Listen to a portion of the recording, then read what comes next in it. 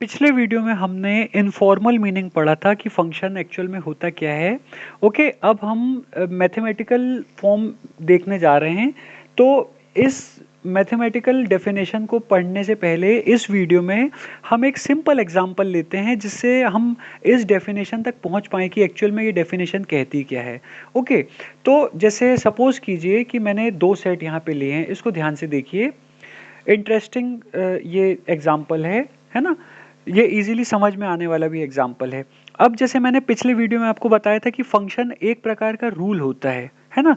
तो यहाँ पे मान लीजिए कि मैंने दो सेट लिए। ओके, ये दो सेट मैंने लिए। एक सेट में मैंने क्या लिख दिया है, भोपाल, जयपुर, लखनऊ। और सेकंड सेट जो बी है उसमें मैंने क्या लिख दिया है, Madhya Pradesh, MP, Rajasthan and UP, Uttar Pradesh. Okay, तो क्या अभी सेट ए और सेट बी में आपस में कोई संबंध है? क्या इनका आपस में अभी कोई रिलेशन हो रहा है? अभी कोई रिलेशन नहीं है। लेकिन अगर मैं कोई एक ऐसा रूल बना दूं इनके बीच में जो इन दोनों को रिलेट करे, जैसे अब मैं बना दूं इस कैपिटल ऑफ, ये मैंने क्या रूल बना दिया ए और बी के बीच में, इस कैपिटल ऑफ। तो अगर मैं ये रूल अप्लाई कर दूं तो मैं ये देख सकता हूं कि भोपाल जो है वो एमपी से रिलेट हो सकता है, क्योंकि भोपाल जो है वो किसका कैपिटल है, एमपी का। सिमिलरली जो जयपुर है वो किसके साथ रिलेट हो सकता है, राजस्थान के साथ, क्योंकि जयपुर कैपिटल है राजस्थान का। सिमिलरली लखनऊ जो है वो किसके साथ रिलेट हो सकता है, यूपी के साथ। तो यहाँ पे इस रूल ने क्या किया, इस कैपिटल ऑफ, ये जो आपको दिख रहा है ये एक प्रकार का स्टेटमेंट है जिसको हम रूल कह रहे हैं। ये ऐसा स्टेटमेंट या रूल है जिसने क्या किया है, दो सेट को आपस में क्या कर दिया है, रिलेट कर दिया है। ओके, दो सेट को आपस में क्या कर दिया है, रिलेट कर दिया है। अब यहाँ पे ये चीज ध्यान में रखने वाली है कि यहाँ पे सेट ए का जो हर एलिमेंट है, सेट ए का जो हर एलिमेंट है वो सेट बी के किसी ना किसी एक एलिमेंट के साथ क्या हो गया है, रिलेट हो गया है। ओके, मतलब भोपाल जो है वो एमपी से संबंधित हो गया है, जयपुर है वो राजस्थान से संबंधित हो गया है, लखनऊ जो है वो यूपी से संबंधित हो गया है। ओके, सिमिलरली सपोज कीजिए अगर मैं एक दूसरा एग्जांपल लिखता हूँ, मान लीजिए मैंने सेट ए लिया, अब मैं लिख रहा हूँ भोपाल, उसके बाद में जयपुर, नेक्स्ट मैं लिख रहा हूँ लखनऊ। ओके, और सेट बी मैंने लिया कि एमपी, राजस्थान, यूपी। ओके, और मैंने यहाँ पे लिख दिया है सपोज कीजिए दिल्ली, है ना, और गुजरात लिख दिया। ओके, अब आप ये देख सकते हैं कि अगेन अगर मैं ये बोलता हूं कि इन दोनों को मैं एक रूल के अकॉर्डिंग रिलेट करूं, और वो रूल क्या है, इस कैपिटल ऑफ, अगर मैं ऐसा बोलता हूं तो आप ये देख सकते हैं कि भोपाल जो है वो किससे रिलेट हो रहा है, एमपी से।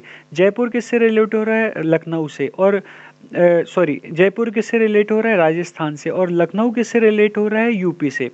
तो यहाँ पे हम देख सकते हैं कि सेट ए का हर एलिमेंट जो है वो सेट बी के किसी ना किसी एक यूनिक एलिमेंट के साथ, यूनिक का मतलब देखिए क्या है यहाँ पे मैं जो बोल रहा हूँ यूनिक, यूनिक का मतलब क्या है कि अगर भोपाल एमपी के साथ रिलेट है तो भोपाल और किसी के साथ रिलेट नहीं हो रहा है। जयपुर अगर राजस्थान के साथ रिलेटेड है या एसोसिएटेड है तो जयपुर जो है वो एमपी, यूपी, दिल्ली, गुजरात के साथ एसोसिएटेड नहीं हो रहा है। लखनऊ का अगर रिश्ता सिर्फ यूपी से है तो लखनऊ का रिश्ता एमपी, राजस्थान, दिल्ली, गुजरात से नहीं है। ओके, तो इसका यहाँ पे ये मतलब निकलता है कि सेट ए का हर एलिमेंट जो है वो सेट बी के किसी ना किसी सिर्फ और सिर्फ एक एलिमेंट के साथ ही क्या हो रहा है, रिलेट हो रहा है। ओके, अब यहाँ पे हम ये देख सकते हैं कि सेट बी में ये जो दो अलग से आपको स्टेट दिख रहे हैं, दिल्ली और गुजरात, ये जो हैं ये अलग से कोई इनका सेट ए के साथ रिलेशन नहीं है ना। तो यहाँ पे हमें बी में चाहे कितने भी एलिमेंट्स आ जाए हमें उससे मतलब नहीं है। हमें किससे मतलब होना चाहिए, सेट ए का हर एलिमेंट जो है वो यूज होना चाहिए। सेट ए का हर एलिमेंट जो है वो सेट बी के किसी ना किसी एलिमेंट के साथ क्या होना चाहिए, रिलेट होना चाहिए। उस कंडीशन में ये जो रूल है इस कैपिटल ऑफ, ये हमारा क्या कहलाएगा, फंक्शन। क्या कहलाता है, फंक्शन। Is that clear. अब जैसे अगर मैं एक दूसरा एग्जांपल लूं, सपोज कीजिए कि मैंने ए लिया यहाँ पे भोपाल, जयपुर, ओके, और यहाँ पे बस मैंने भोपाल और जयपुर लिया, क्लियर। और यहाँ पे मैं अब ले रहा हूँ सेट बी में एमपी, ओके, यूपी, और मैंने लिया गुजरात। अब यहाँ पे आप देख सकते हैं कि अब अगर मैं करूँ इस कैपिटल ऑफ लिख दूँ, इस कैपिटल ऑफ, इस रूल से अगर मैं सेट ए को सेट बी से रिलेट कर रहा हूँ तो सेट ए का क्या हर एलिमेंट सेट बी के एलिमेंट से रिलेट है। अब आप देखिए भोपाल जो है वो एमपी से रिलेटेड है, लेकिन क्या जयपुर एमपी या यूपी या गुजरात से रिलेटेड है? नहीं। तो यहाँ पे देखिए इस इन दो जो आपके एग्जाम्पल थे इनमें क्या था, सेट ए का हर एलिमेंट जो है वो सेट बी के किसी ना किसी एलिमेंट के साथ रिलेटेड था। यहाँ पे सेट ए का हर एलिमेंट बी के सेट बी के हर एलिमेंट से रिलेटेड था, है ना। तो ये क्या कहलाया हमारा फंक्शन। यहाँ पे सेट ए का हर एलिमेंट जो है वो सेट बी के एक यूनिक एलिमेंट से रिलेटेड है। अब इससे हमें ये फर्क नहीं पड़ता कि सेट बी में अगर कोई एलिमेंट बच भी जाता है तो हमें उससे कोई फर्क नहीं पड़ता, हम उसको क्या बोल देते हैं, इस रूल को फंक्शन। लेकिन यहाँ पे प्रॉब्लम ये है कि सेट ए का हर एलिमेंट जो है वो सेट बी के एलिमेंट से रिलेटेड नहीं है।